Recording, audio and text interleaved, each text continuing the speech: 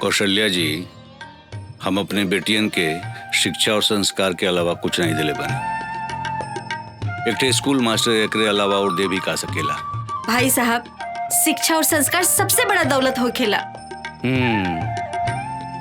हम तो सुरभि बिटिया के एक के नजर में देखते ही पसंद कर लेनी।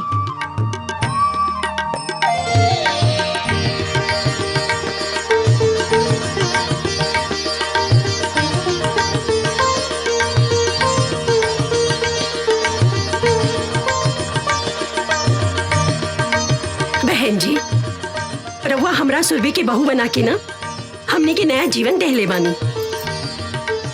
हमने के पास जवन कुछ बा सब प्रेम बेटा के ही बा। ना बहन जी, दहेज की बात ना करी। भगवान के दिहल हमरे पास सब कुछ बा। कमी बात है सुरभि जैसन बहू के। अब इनकरा के जल्दी जल्दी हमरे हवाले कर दी। प्रेम बेटा, अगर सुरभि से कुछ पूछल चाहत होगा तो ना बाबूजी, हमरा इनका से कुछ पूछे के नहीं है। काहे कि माँ के पसंद नहीं हमार पसंद बा, कि माँ की खुशी में हमार खुशी छुपल बा। तो इहो बता दा कि तोहार खुशी हमरा खातिर हमार जिंदगी बा।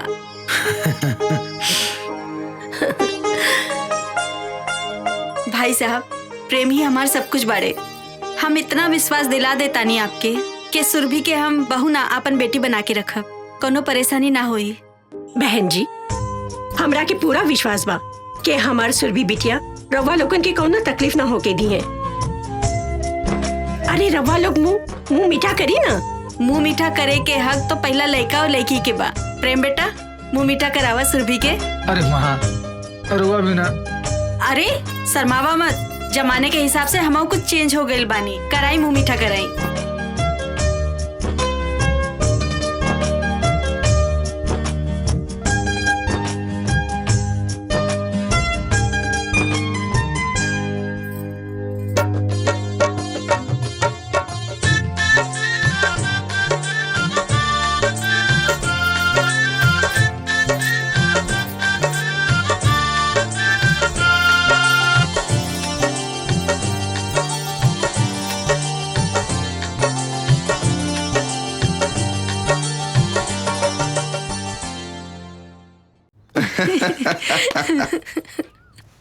सच में आज पूरा दिन तोरा साथे गुजार के बहुत अच्छा लगल। काश ऐसने हर दिन हुई। हाँ, शादी के बाद देखब हम तोहार प्यार। बड़े बड़े रोमियो के प्यार की किस्सा हमके पता बा। प्रेमिका और पत्नी चाय और केतली की तरह हो खेली। प्रेमिका चाय की तरह गरम और पत्नी केतली की तरह। एक सेकंड। हाँ दीदी, कैसन बाड़ू? सुनंदा, हमार तोहार साथ बस अब कुछ ही दिन के बा। काहे दीदी, ऐसन काहे कह रहल बाड़ू? अरे बाबा, हम विदा होके प्रेम जी के घर चल जाए तो तोहरे साथे कैसे रहब? विदा होके प्रेम के घर?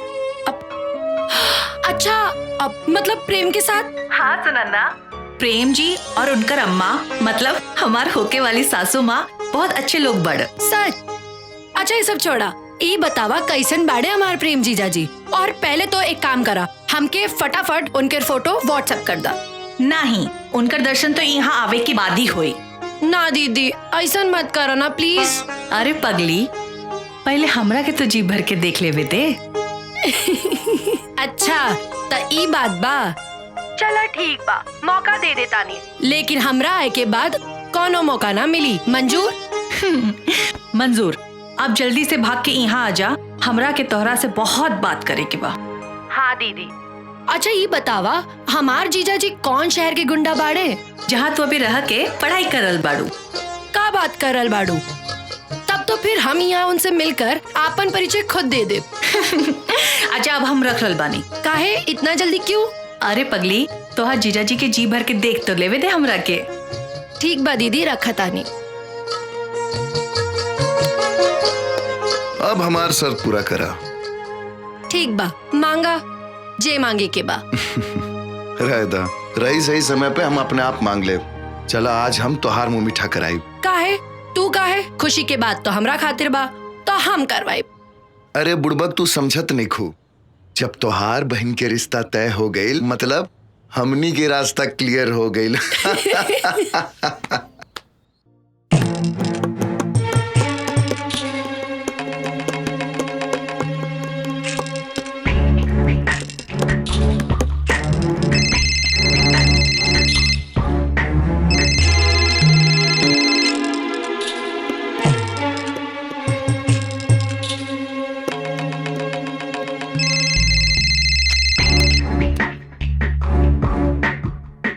हेलो प्रेम बाबू 10 लाख रुपया चाहिए। का कौना बात की? तुहरे जान की कीमत के। इतना सारा बिजनेस, इतना सारा कंपनी के मालिक तुहरे खातिर त 10 लाख तुहरे हाथ के मिलवा। बात तो तू सही कहला, लेकिन तुरा ऐसा आदमी के हम 10 लाख तो दूर बल्कि 10 रुपया देवल पसंद ना करब। आइंदा फोन मत करिया। चलो फोन रखा। फोन तो हम रखते लेकिन तोरा के एकर बहुत बड़ा कीमत चुकाओ के पड़ी।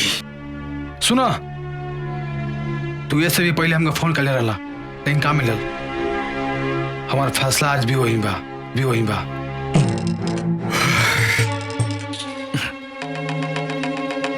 तो ठीक बा, फोन हम काट देतनी और आगे समय पर ही छोड़तनी। प्रेम बाबू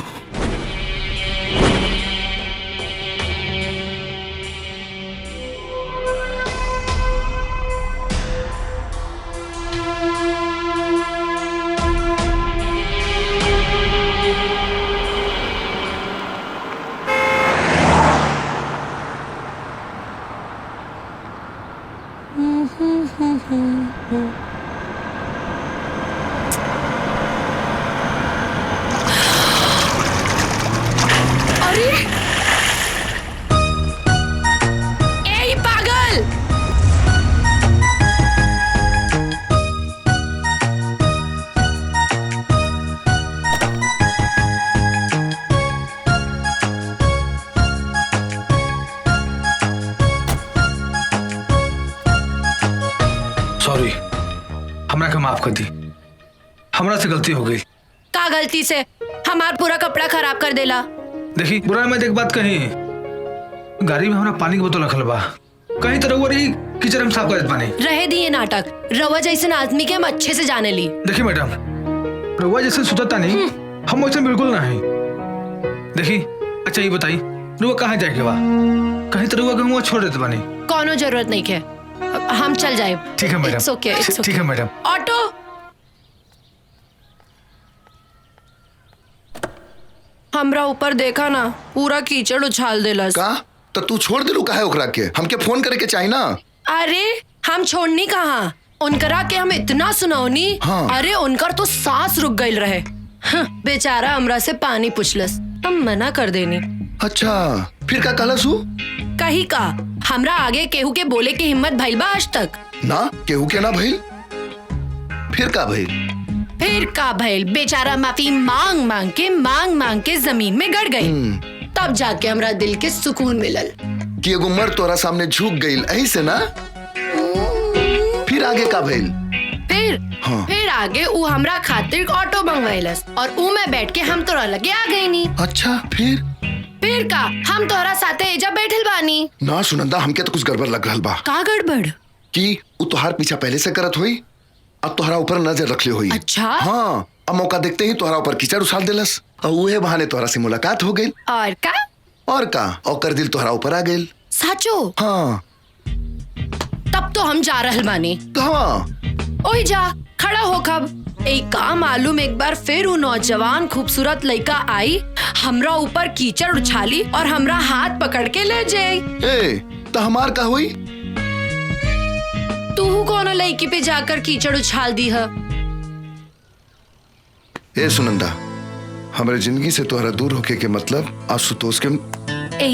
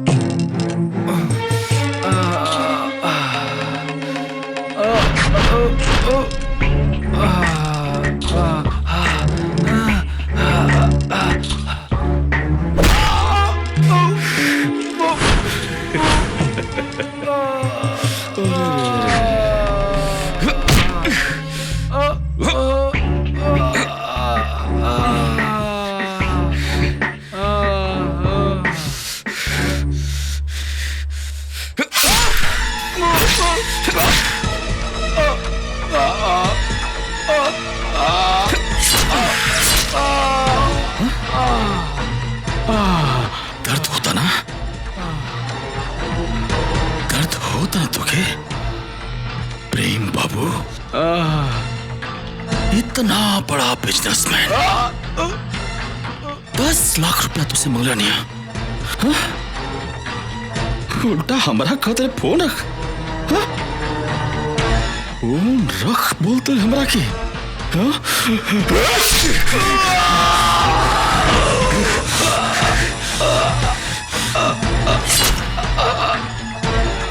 देख के इतना भारी पड़ल तुके हमरा के फोन रखे की बोला हाँ?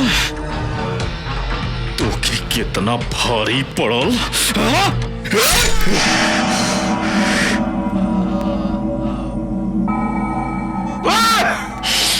अपने आप के मर्द समझा था धोखा से बाहर करके तू थोड़ा जिंदगी पर कुत्ता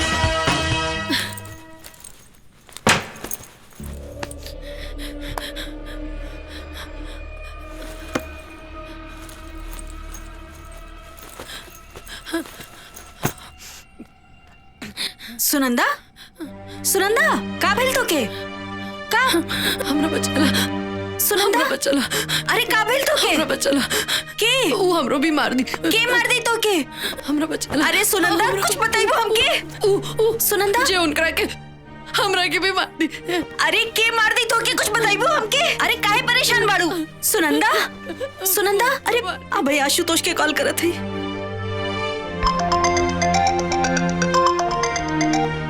हाँ रश्मि बोला। हेलो आशुतोष कहाँ बाड़ा तू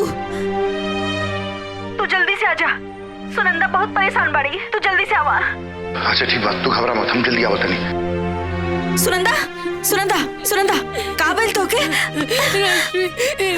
बचाना हमरा के सुनंदा सुनंदा का भेल सुनंदा काहे घबरा रहल बाड़ू? हाँ का भेल बताबो। मार दी उजे सुबह हमरा पे कीचड़ फेंकलस ऊ कुछ कालस का हमरा आगे के सामने उनके रख के एक बार मार दे और सबूत का मिटावे खातिर हमरो मार दी कुछ ना हो तोरा, हम तोरा साथ बानी सुनंदा, अपना आप के संभाला, कुछ ना हुई कुछ ना हुई।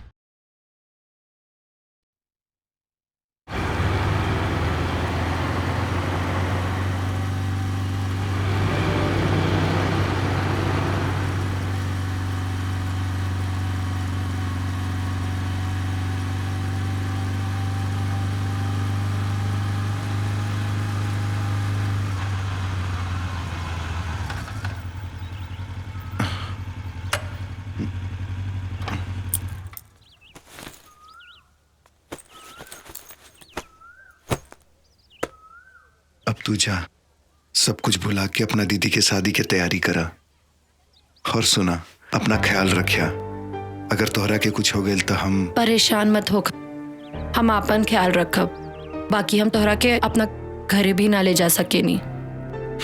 अरे ये सब फालतू बात के बारे में मत सोचा, वैसे भी तोहरा दीदी के शादी के बाद अम्मा बाबूजी तोहरा घरे आई हैं, बस इस शुभ घड़ी के खूब बढ़िया से एंजॉय करा। एक बात के ध्यान रखिया, अपना तरफ से केहू के भी शिकायत के मौका मत दिया। ठीक बा, हम खूब एंजॉय करब और शादी के हर एक पल के जिए के कोशिश करब। बस अब खुश? ठीक बा, हम चला तनिया।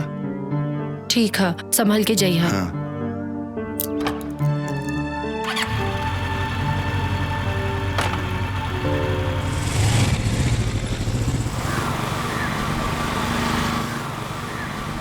ठीक बा, बाय।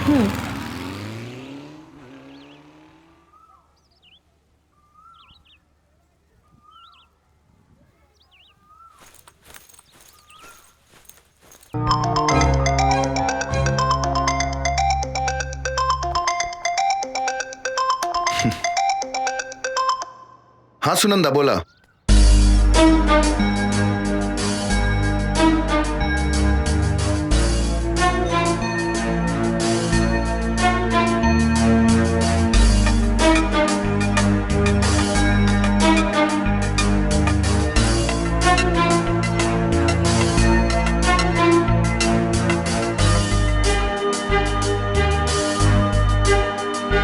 तो तू ये बात अपना दीदी के बतौलू हो कि ना?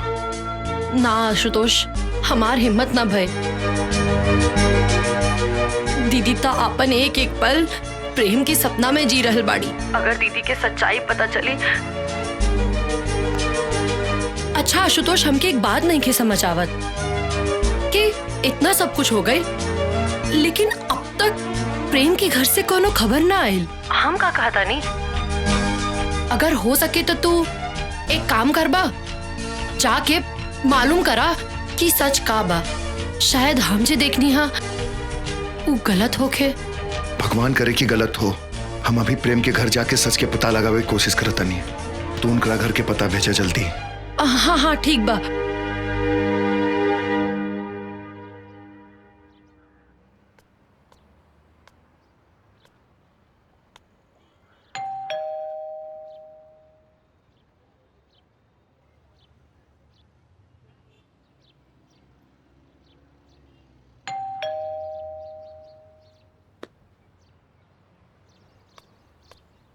भाई एक मिनट। जी भैया। प्रेम बाबू के घर ये है ना? हाँ भैया ये बा। तो घर में केहू नहीं खे का? ना भैया घर में केहू नहीं खे। कहाँ गए सब लोग? प्रेम के परिवार में उनके अम्मा के सिवा दूसर केहू नहीं खे भैया।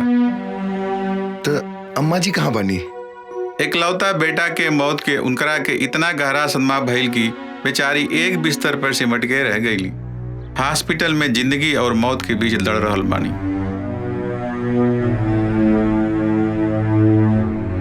हाँ ठीक बा, धन्यवाद।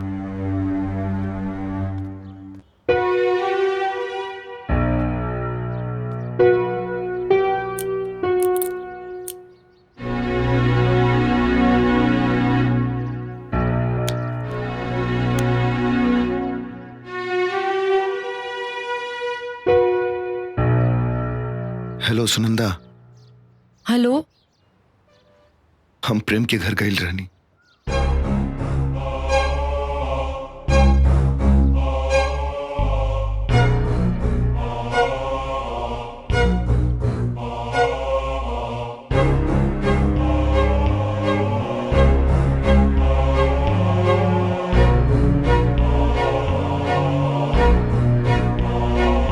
सुनंदा,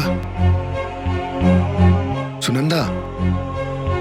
हे भगवान, कौने धर्म संकट में डाल देला।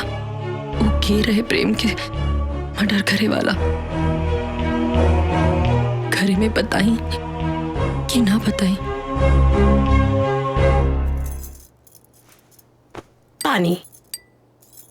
पंडित जी कहन गई रही। हाँ तो यही महीना के आखिरी में शुभ मुहूर्त बा कहत रहा। हाँ बहुत अच्छा दिन बा। तो रउआ का सोच रहल बानी जी? सब इंतजाम तो हो ही गइल बा ना?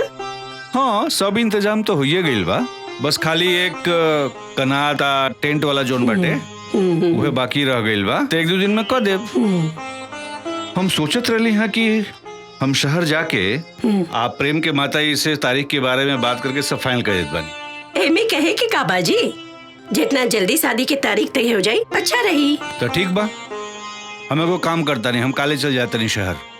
आजे जाके प्रेम के माता जी से मिल करके उनसे सब कुछ फाइनल कर लेता नहीं। ठीक बा। बाबूजी की सच बता दी का? चुप चुप के का सुन रहल बाड़ू?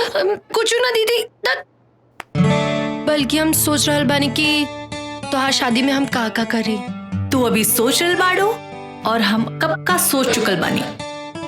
अच्छा सुनो, हम अपन ससुराल जाए और अपन पतिदेव के खूब सेवा करब और उनकर अम्मा के भी, और उनकरा के कबो शिकायत का मौका ना दे।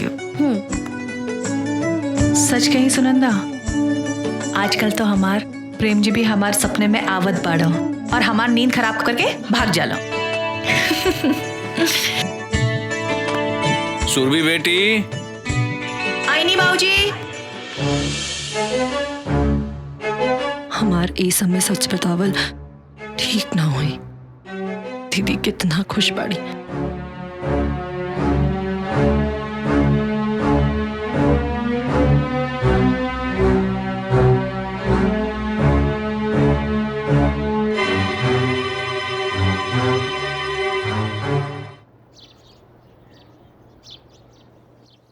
मालती, ए मालती, अरे तनी हम जाता नहीं प्रेम के हैं, तनी सब शादी के बात वार सब तनी तय करके आ जाए। लेकिन रउआ दही शक्कर खा के जाए। अच्छा दही खा के निकला शुभ होकेला। चला खा लेता नहीं।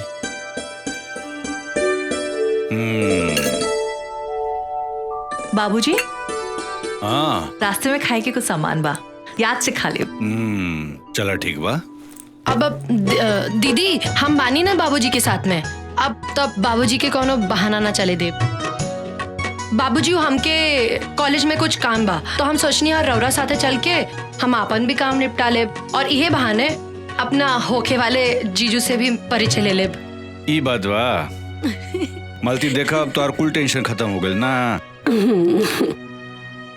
चलो सुनंदा, चल जाओ, चला चला।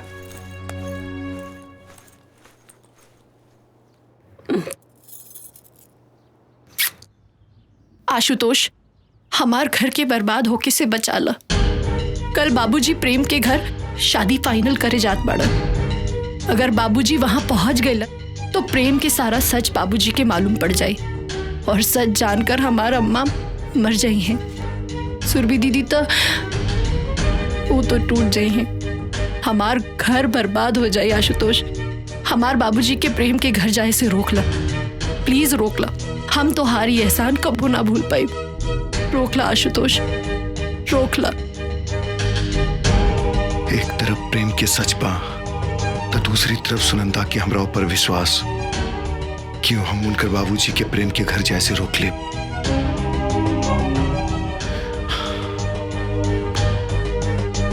हम उनकर घर बर्बाद हुए से रोक ले, लेकिन कैसे? कैसे?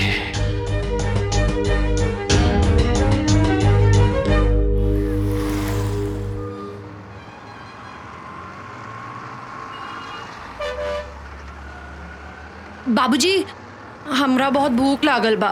चला ला ना, देखा अम्मा का दिल बनी, खा ला। ना माँ बाबूजी, आज घर के ना, आज चली कहीं बाहर खाइल जाए। लेकिन बेटा बहुत देरी हो जाई, समझल कर बात के। अच्छा चली चाय ही पी लियल जाए। बेटा बहुत देर हो जाइए, वो काम कर जाओ।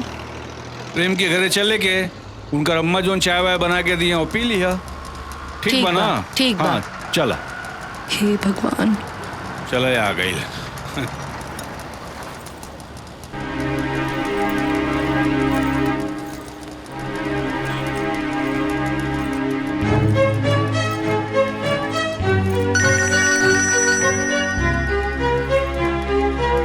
हेलो बाबूजी प्रणाम, हम प्रेम बोल रहल बानी। प्रणाम प्रणाम प्रणाम, खुश रह बेटा, खुश रह।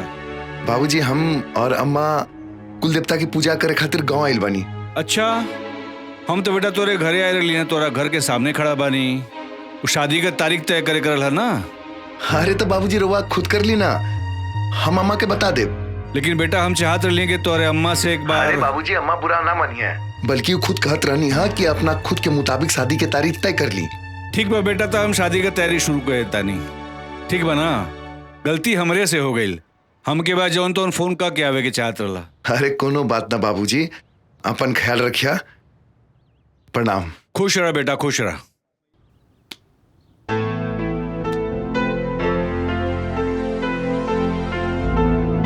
का भइल बाबूजी? प्रेम और उनकर अम्मा जौन बा तौन कुल देवी का पूजा करे खातिर गाँव में गईला। अच्छा। हाँ देखा तड़ू, केहू के बगैर जौन बा तौन बंगला कितना सुना लगत बा। हाँ बाबूजी। आप प्रेम के शादी के बाद जौन बा तौन तारीख उहे तय कैला है जौन हम चाहत रहली। ई तो बहुत बढ़िया बात बा बाबूजी। तो चलो ठीक बा, चलो चल जाओ। बाबूजी आप जाई, ऊ का बा ना कॉलेज के काम। अच्छा। तो ऊ करके हम काल आ जाइब। ठीक बा, ठीक बा बाबूजी। चलो भाई, चलो चलो। और हाँ बाबूजी, याद से लंच कर लिया और मेडिसिन ले लिया। ठीक बा, ठीक बा, ठीक बा, ठीक। चलो चलो भाई, चलो चलो चलो बेटा। थैंक गॉड, बचा लिया।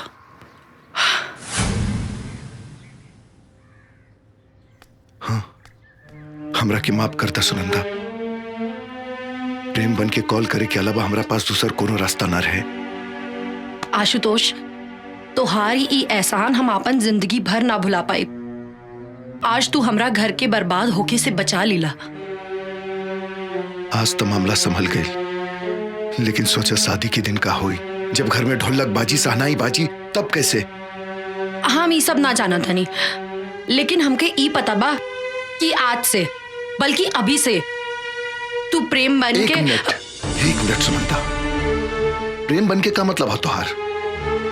आशुतोष, जौन जैसे चल रहा बा ओके वैसे चले दा ना। अभी भी कुछ नहीं बिगड़ल। भलाई ये मबा कि हमनी सब केहू के सब कुछ सच सच बता दी। ना आशुतोष, अगर हम सबके सच बता दे तो हमार पूरा परिवार बिखर जाए। अभी भी कुछ नहीं बिगड़ल। सोचा शादी के दिन दुनिया समाज के सामने का हुई। हम कुछ नहीं के सुने के चाहत। अगर तू सच में हमरा से प्यार करेला तो जॉन हम जैसन कहा तनी वैसा करा, और जॉन जैसा चल रहा बा बस चले दा। ना, आज तो हम संभाल लेनी, लेकिन आगे हमरा से ही पाप ना होई। और एक बात कान खोलकर सुन ला, हमार सच्चा प्यार के इम्तिहान ये तरीका से लेवे के कोशिश मत करा।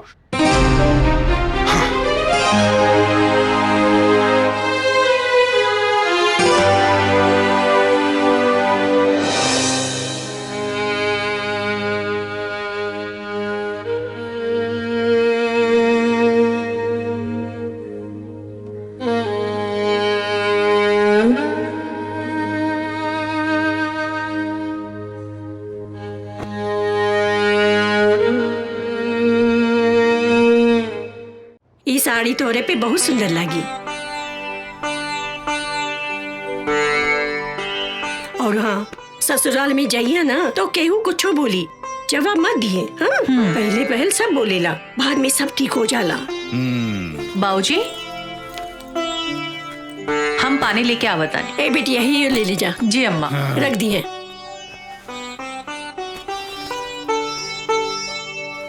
हाँ जी। सच कहीं मालती, सुरभि हमार बहुत भाग्यशाली बा। इतना बढ़िया लड़का बहुत पुण्य से मिलेला। अच्छा, ऐसा का देली जमाई बाबूजी? अरे करिहा का, तारीख तय करे गई रही। हाँ तो का कहला के रोवे तय कर दी तारीख। हाँ। हाँ। अच्छा। हाँ। और का कहलन जमाई बाबू और संबंध जी? कहिया का तारीख तय हो गई। सुरभि का भइल बिटिया? कुछ नहीं अम्मा, आ रहल बानी। अच्छा, और कुछ ना बोले नहीं है संबंध जी? अरे समधन जी से मुलाकात हुई तब न कुछ कही। हाँ। रवा जमाई बापू घरे गई तो रहली ना? बाबूजी पानी पी ले दो, सब कुछ इत्मीनान से हम बताओ तानी।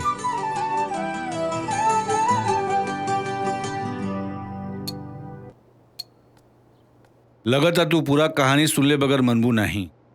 चला तोरा के पूरा कहानी हम सुनावत बानी।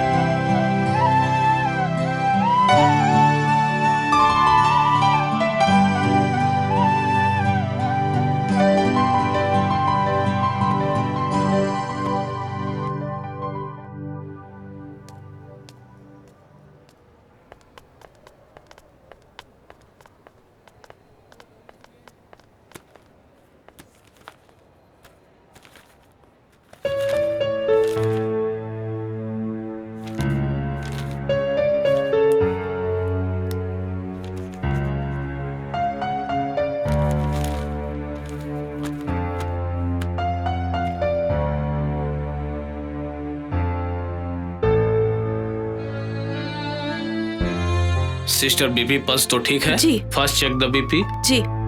बीपी चेक कर लेना और टाइम टाइम से दवा देते जाना, ठीक है? और उसकी रिपोर्ट हमें बता देना। ओके सर। ओके। अभी रउआ की आराम करे की जरूरत बा। इकरा खातिर करी। बेटी मर गई होती तो ठीक रहुए। ऐसा ना कहीं। बेटी मोबाइल मिली का, हमरा एगो बहुत जरूरी फोन करे के बा। चार्ज में लगैले बानी, लेके आवत बानी।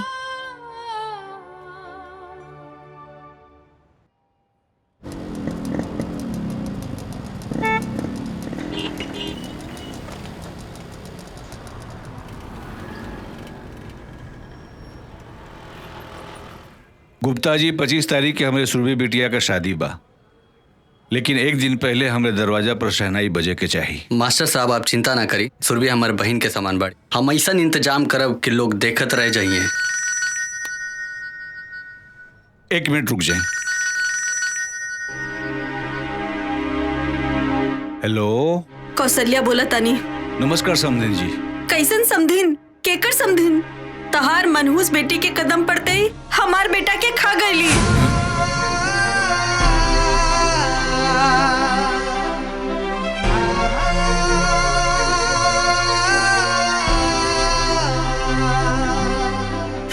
इतना फोन मत करिया, समझला? हमार तोहार कोनो रिश्ता नहीं खे।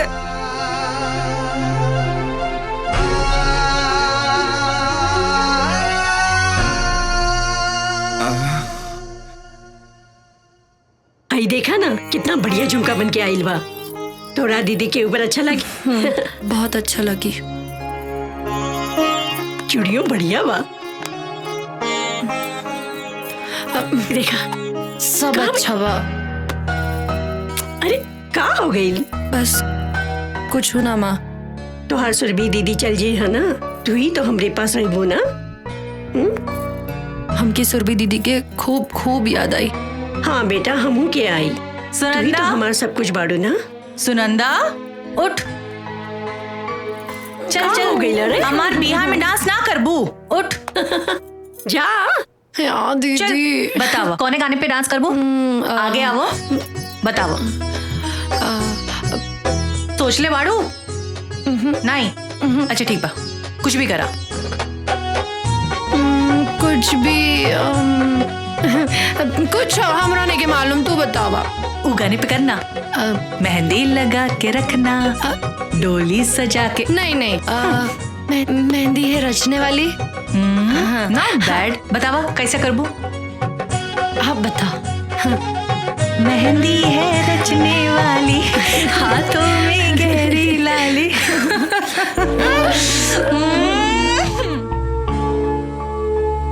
अरे नहीं नहीं, सुनंदा सुनंदा सुनंदा, रुक रुक रुक रुक। अरे अरे भगवान सुनंदा, अब तो चीचू काका करिए।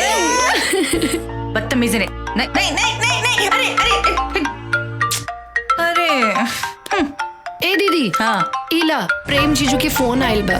उनका फोन? प्रेम जी का? हाँ हमार खातिर? हाँ।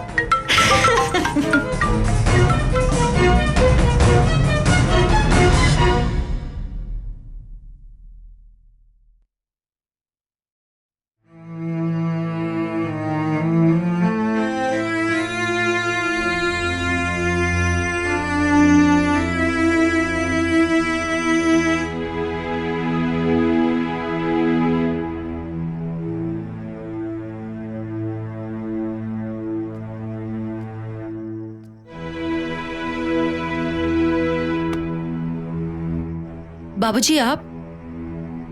हम तोरा से कुछ बात के चाहत रही। कहीं ना। का सच में प्रेम का फोन आए रहे? हाँ बाबूजी, काहे रवा के ऐसन काहे लग रहल बा कि आज प्रेम के अम्मा का फोन आए रहे। प्रेम का सच जाने के बाद भी तू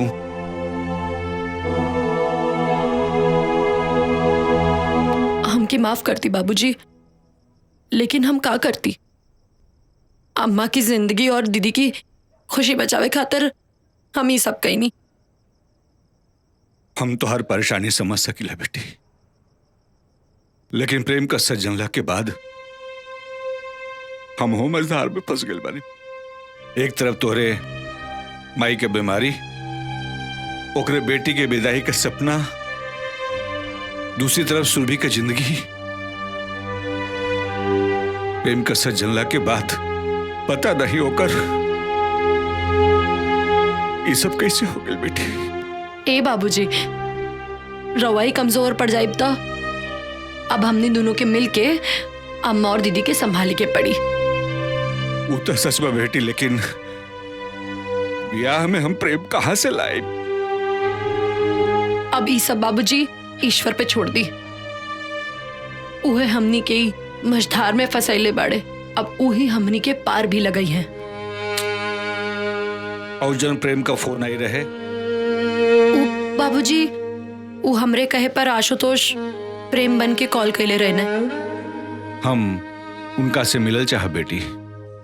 जी बाबूजी, जैसा ना कहें। ठीक बा।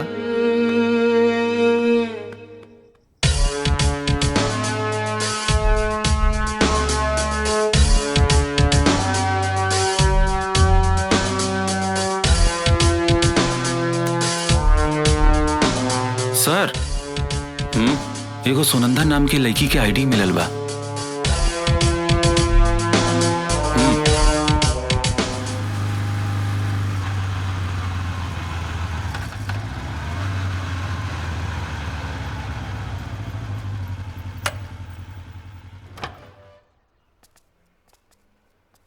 हाय आशुतोष, ये हमार बाबूजी। हाँ प्रणाम बाबूजी। खुश रहा बेटा, खुश रहा।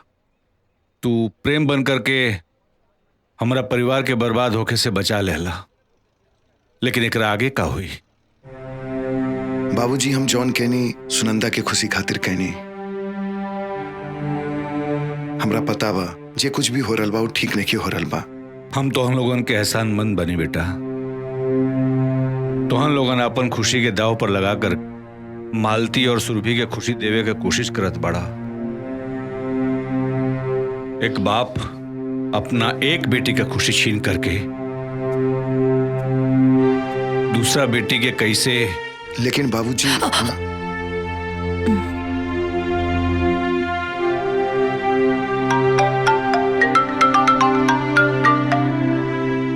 हेलो, हम पुलिस इंस्पेक्टर रवि बोल रहा बनी। प्रेम वर्मा मर्डर केस में रउआ से कुछ जानकारी लेवे के बा।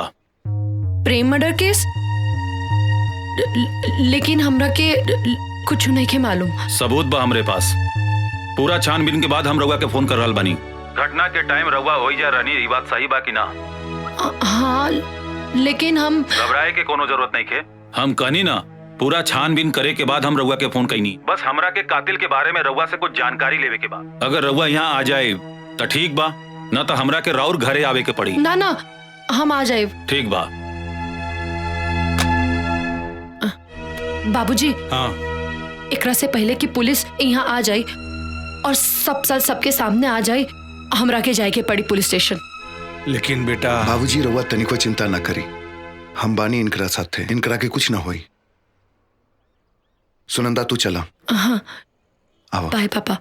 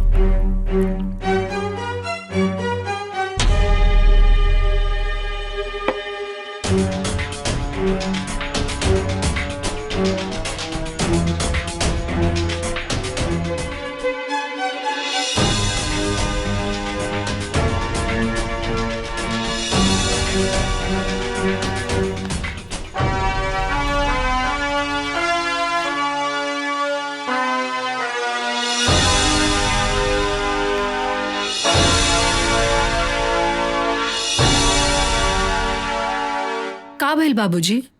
रवा बहुत परेशान लग रहल बानी। अरे प्रेम का दोस्त आयल बानो शादी में मदद करे खातिर। का? प्रेम के दोस्त? हाँ। लेकिन प्रेम था, और ई कौन प्रेम के दोस्त था? कहीं आशुतोष तो नहीं भेजले बाना? अरे ना बाबूजी, आशुतोष तो हमरा साथे रहे। ए बाबूजी, और रवा तो जाना तानी, आशुतोष कुछ ऐसन करी तो हमरा के बताइए जरूर। रवा टेंशन न ली, हम जाके देखा तानी, ठीक बा?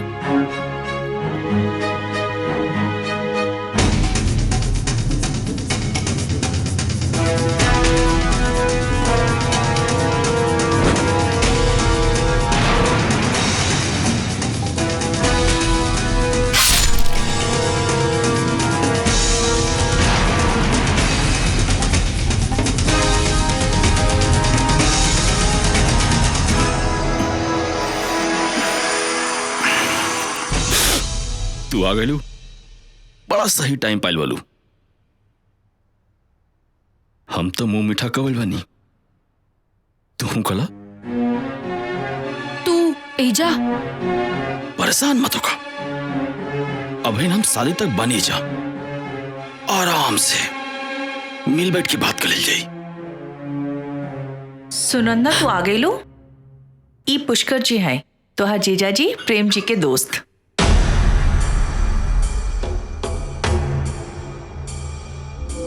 तोहार जीजा जी इंकरा के स्पेशली हमनी के मदद करने खातिर भेजले बाना।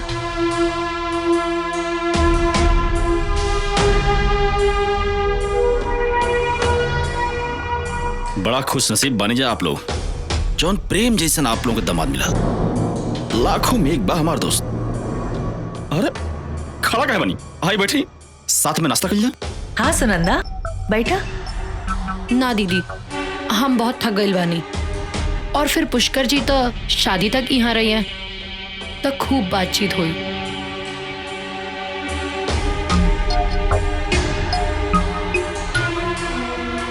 ले ही जी।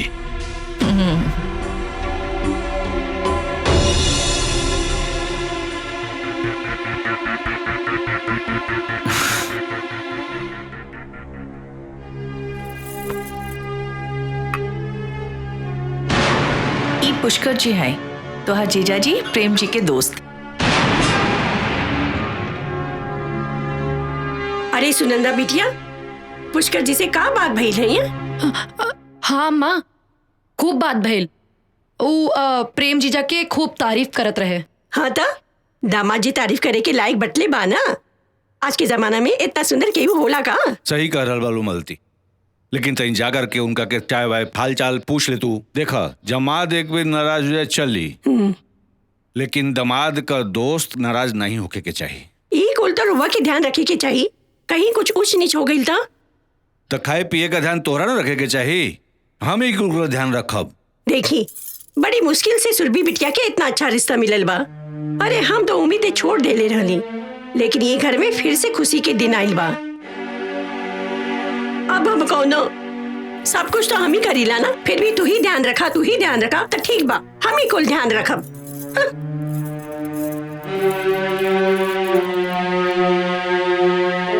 ए बेटी, मिले रहलू उनका से के बना? बाबूजी, ई पुष्करी प्रेम जीजा की किलर बाड़े।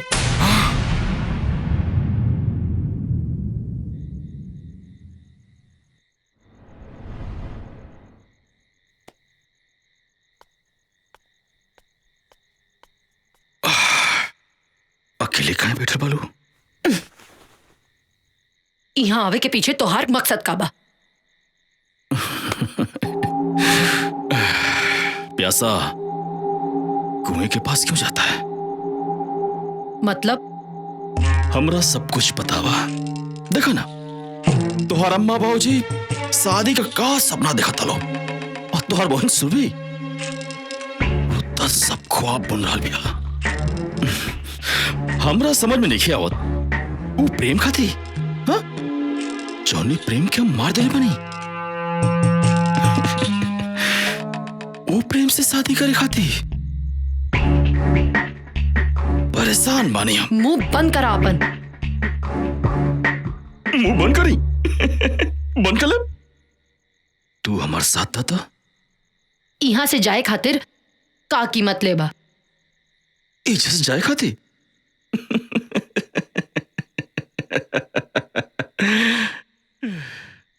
बड़ा सोच समझ के आयल बनी हम। जब तू पुलिस स्टेशन में हमारे खिलाफ कंप्लेंट के लिए बोला, वो पुलिस से बची खाती।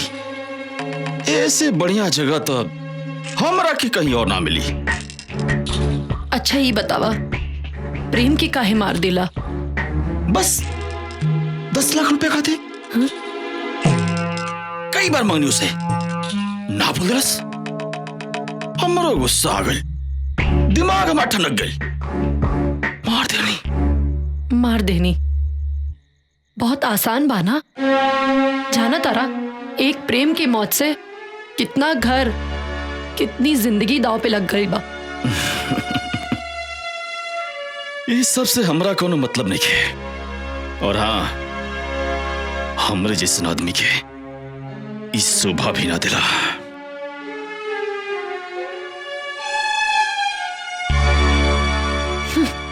बास्टर्ड।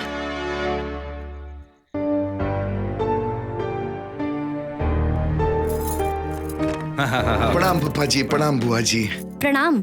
सुनंदा, हमनी के पहचान लो ना? तू सुरभि बाड़ू ना? कैसे पहचान तू लोग?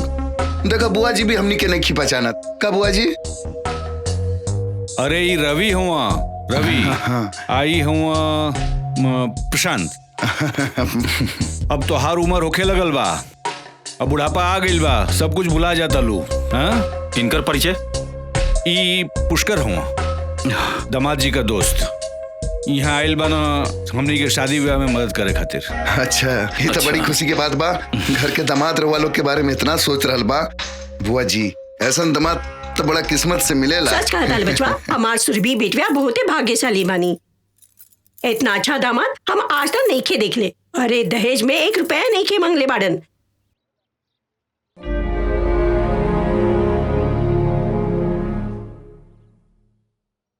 अरे सुरभि बिटिया, ये हम लोग के चाय वाय पिएबू? हैं? जा तन चाय वाय लेकर के आवा। जी बाबूजी। खाली चाय से काम ना चली, अरे कुछ नाश्ता वास्ता भी बना देल जाए। हाँ बुआ जी, बहुत कस के भूख लागल बा। ठीक बा बचवा, तू लोग जा बेटा, हमने की कुल बना के लेके आओ तानी जा। चलो बेटा। जी, बढ़िया बनई है।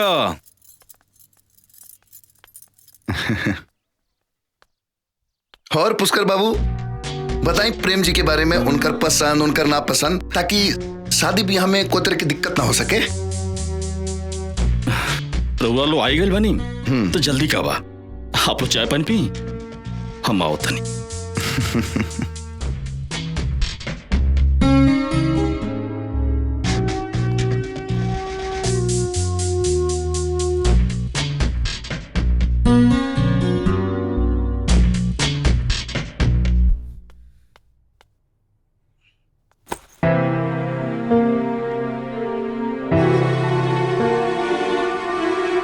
अचानक ही दो रिश्तेदार आधा मकना, इस सचमुच रिश्तेदार हवा या सुनंदा का कोनो चाल बाटे।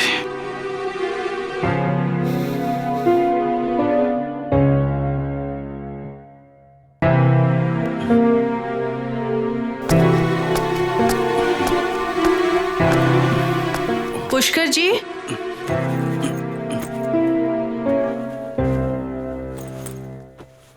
ई का आपन सामान पैक करल बानी? सुरभि, हम जाता नहीं, तोहरे यहाँ रिश्तेदार लोग आइल बाटे, यही से हमार रहल यहाँ ठीक नहीं है। अरे नहीं, प्रेम जी स्पेशली रउआ के ई काम खातिर भेजले बानी ना।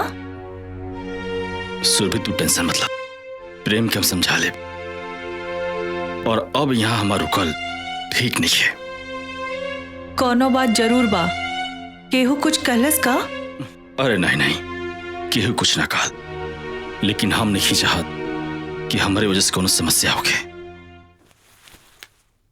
कुछ ना होई, हमरा के बताई। सुनंदा ई नहीं चाहत कि हम यहाँ रहें। सुनंदा, सुनंदा। हाँ दीदी आई। पुष्कर जी के का कहलू? हम कुछ ना कहनी। और इनकर यहाँ रहले से तोहरा का प्रॉब्लम बा? हम कुछ ना सुनब, माफी मांगा उनकरा से। कितना मुश्किल से हमार नसीब में ई दिन देखे के मिलल बा, और तू घर आए मेहमान से ऐसा व्यवहार कइल जाला? अगर पुष्कर जी यहाँ से चल गए ना तो हम तोहरा के कबो माफ ना करब।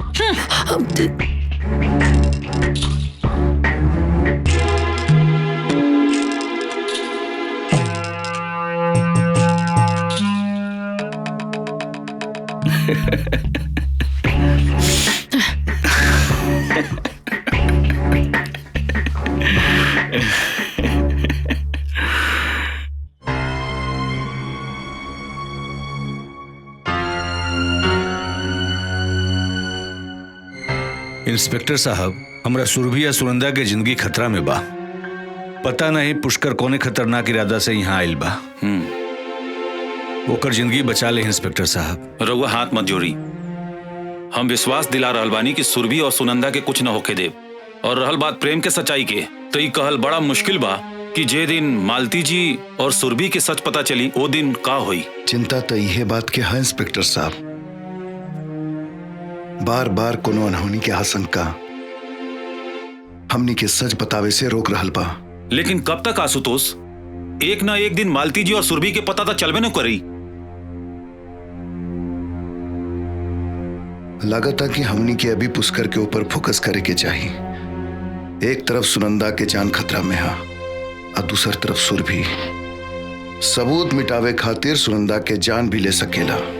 ना आशुतोष, हमारा रहते ऐसा ना होई। हम मानता इंस्पेक्टर साहब, लेकिन जनता नहीं वो पुष्कर जौन बा तौन में सुरभि के सुनंदा के खिलाफ भड़का रहल बा।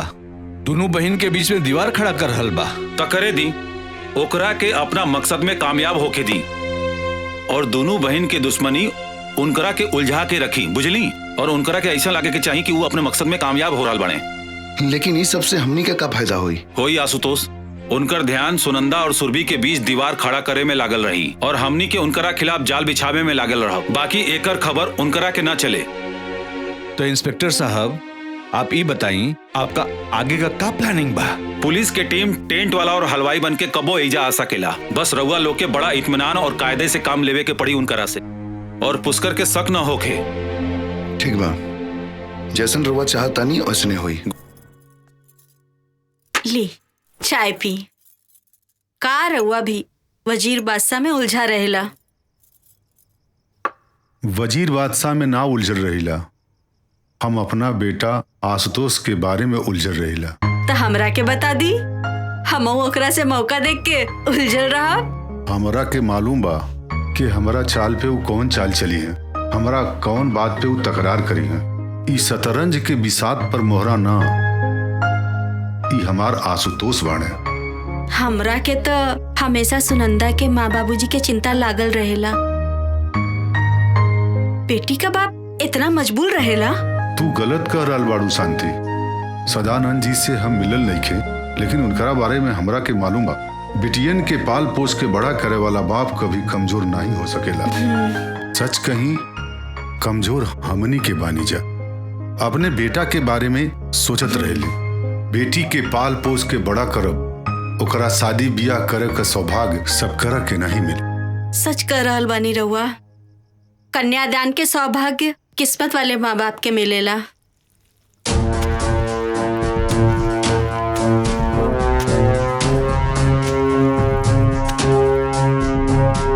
हेन्ने आओ, उठाओ उठा को अंदर डालो। हाँ हाँ राइट, चलो ओके, साइड नो साइड नो साइड नो।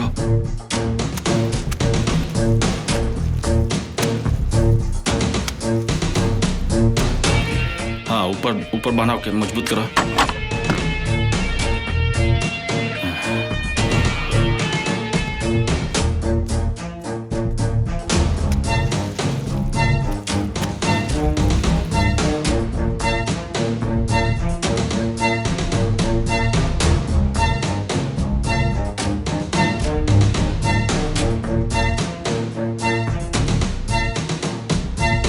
अरे पुष्कर बाबू, आई आई आई आई आई।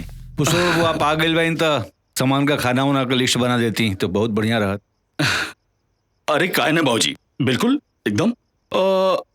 ई बाबूजी रवि ना? आप अपन नाव का बतलो नहीं? प्रशांत। प्रशांत प्रशांत बाबूजी, ई लोग मेहमान बाटे, इनका भी ध्यान रखल जरूरी बना। और अचानक आयल बोलो बाबूजी, तो इनके बारे में सोचल हमनी के फर्ज बनता ना। ज्यादा मत सोची पुष्कर बाबू, रउआ लइका लोग के तरफ से बानी, ऐसे पहले हक राउर बा। प्रशांत बाबू, ज्यादा हक के बात मत करी। हक के बात कब ना महंगा पड़ी आप लोगों के। और रहल बात लिस्ट का, आज रात में बना दे और कल सुबह आप लोग दे दे। आप लोग कोनो प्रॉब्लम ना होगे तो।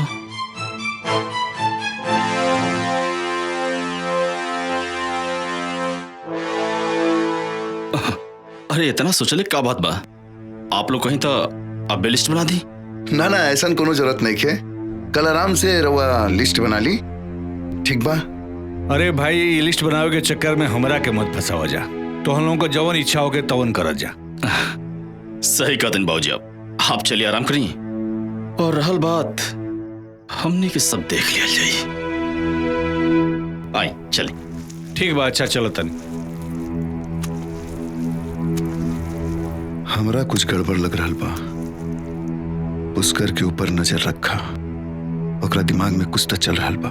आशुतोष, तू ओकर चिंता मत करा। फिर भी आज की रात पुष्कर खातिर इम्तिहान की रात हुई, और हमनी के खातिर भी।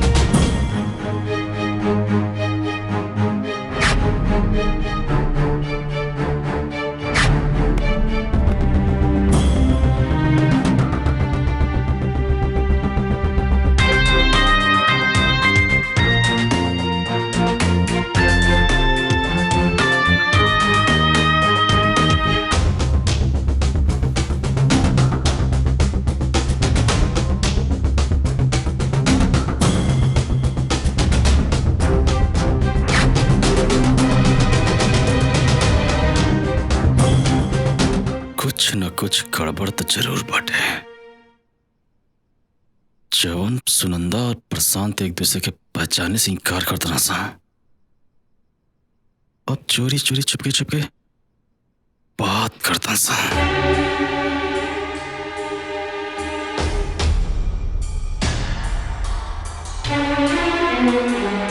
आपन शक दूर करे खातिर एक ही उपाय बा। एक तीर से दो निशाना।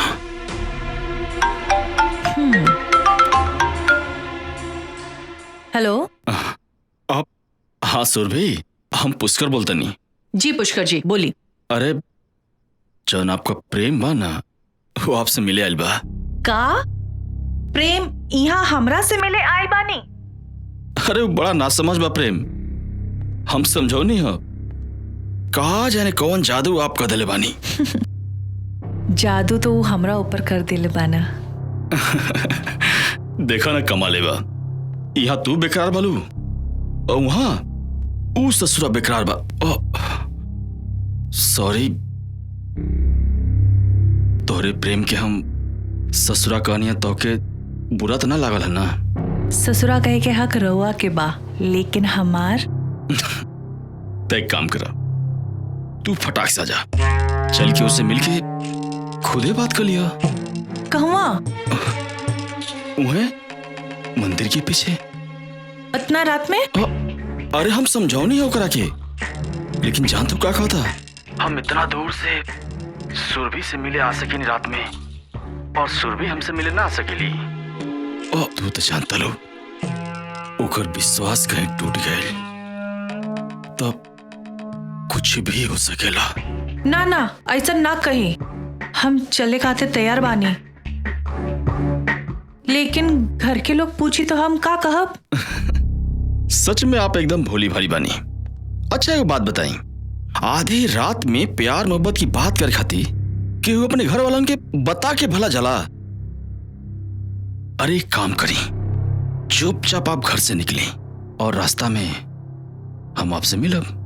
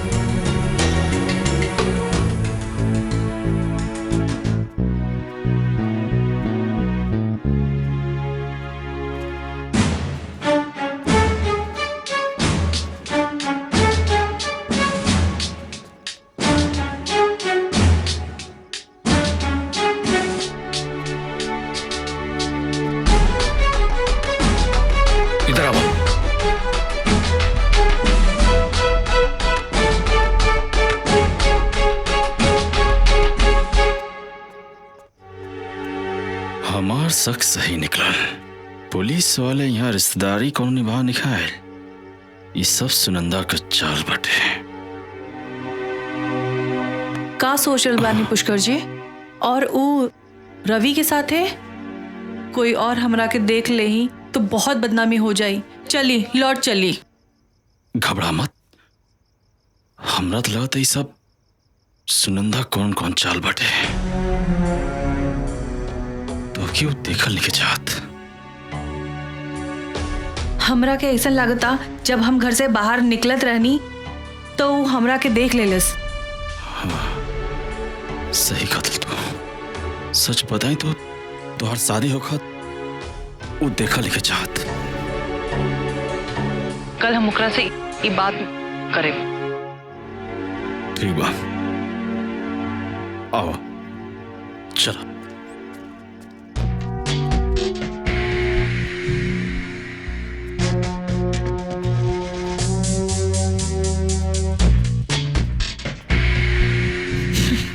हमरा लग रहा बा कि रउआ गलत जगह लेकर आई बानी।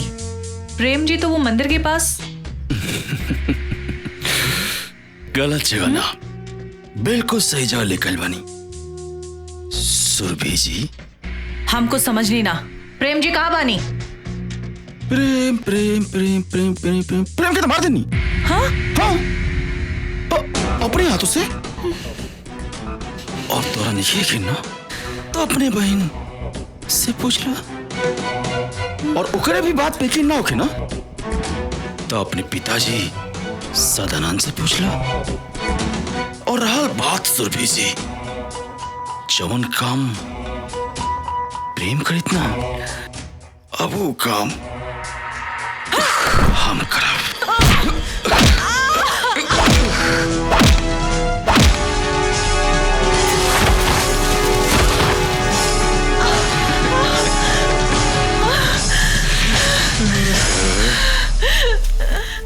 कहाँ भाग के जेबू सुरभि?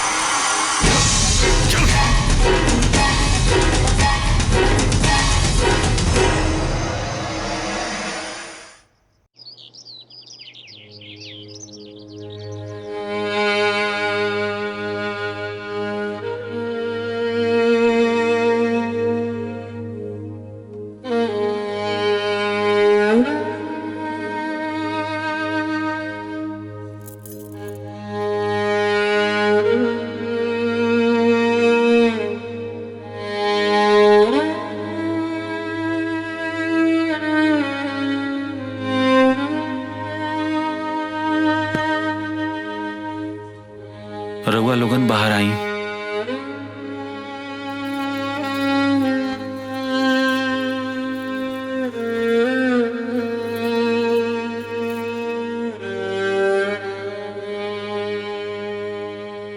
सुरभि के कोनो बात के सदमा लगल बा। सदमा?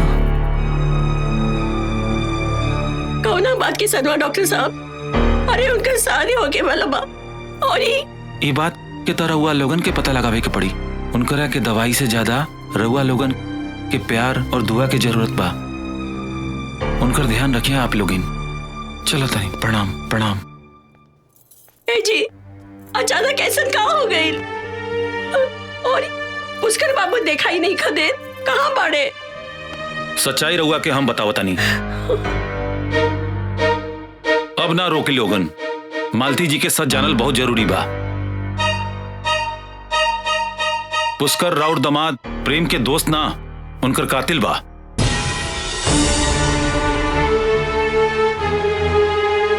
राउर दमाद प्रेम तो मर चुकल बाणे। मालती संभाल अपना के, संभाल अपना के। मालती संभाल अपना के, मालती संभाल अपना के, संभाला संभाला। बाकी मालती जी रउआ चिंता ना करी। अगर रउआ लोग चाहो तो सुरभि के शादी जरूर होई। हम करब सुरभि से शादी।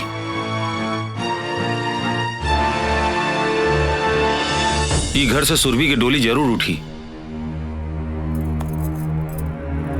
बाकी फैसला रउआ लोगन के ऊपर बा।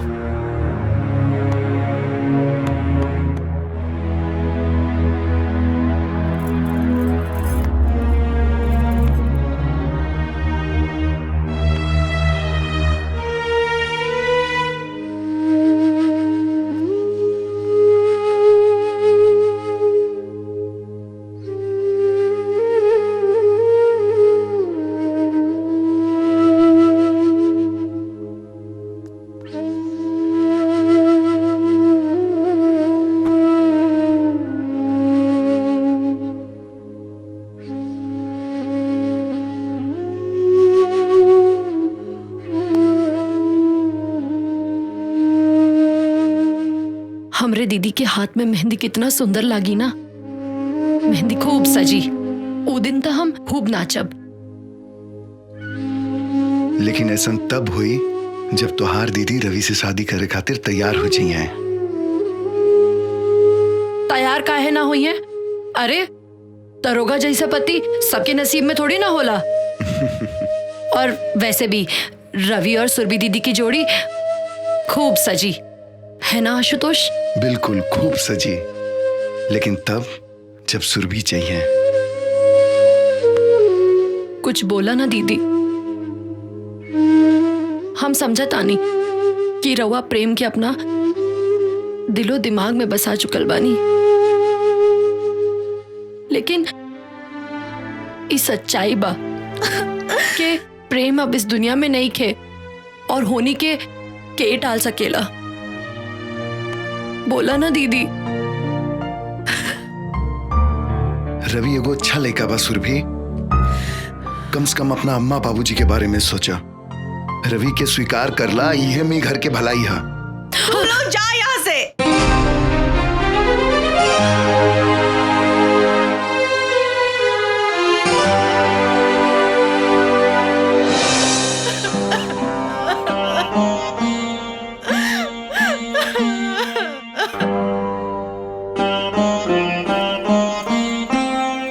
अच्छा, अब हमरा के जाए के पड़ी।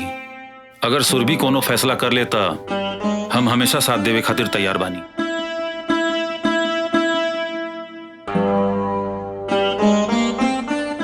बेटा तुम्हारी एहसान हम जिंदगी भर ना भूल पाए। अरे ना बाबूजी, रघुआ ऐसा मत बोली। जिंदगी के कुछ फैसला तो ऊपर वाला ही करेला। लेकिन बेटा, हमरा सुरभि के डोली जरूर विदा हुई। अगर सुरभि, अच्छा हम चलत बानी।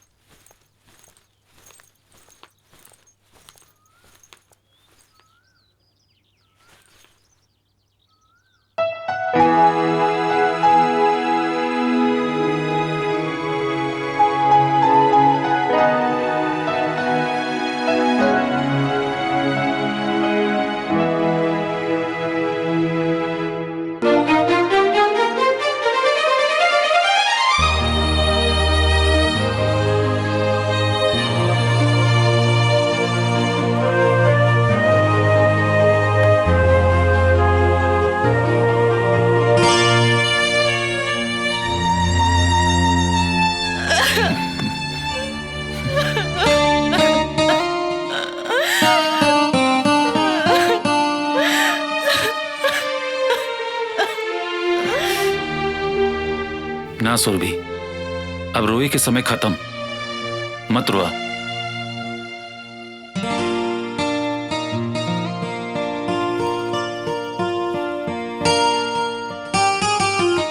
ये आशुतोष बाड़े। अरे सुनंदा के अब तोहरा के जितना आशीर्वाद देवे का बानू इनकरा के दा। काहे के जाना ताड़ू, तोरा घर के खुशी, तुम्हारी इज्जत और सुनंदा के प्यार और हमरे जिंदगी में नई खुशी सब इनकर देन बा। हम तो हर आसान कैसे हम जे कुछ भी कहनी सुनंदा के प्यार और खुशी खातिर कहनी। एक बहन के दूसरा बहन खातिर प्यार और त्याग देखकर इस समझ में आ गेल कि धरती पर सबसे खूबसूरत कुछ बा तो प्यार के डोर बा। एक इंसान के भीतर दूसरा इंसान खातिर अपनापन महसूस करावेला। तो सुनंदा के प्यार के खातिर एगो काम और कर दी। कल ई घर से एक डोली ना 2 डोली विदा होके के चाहिए। अगर रउआ तैयार बानी तो हम रवि जी के साथ।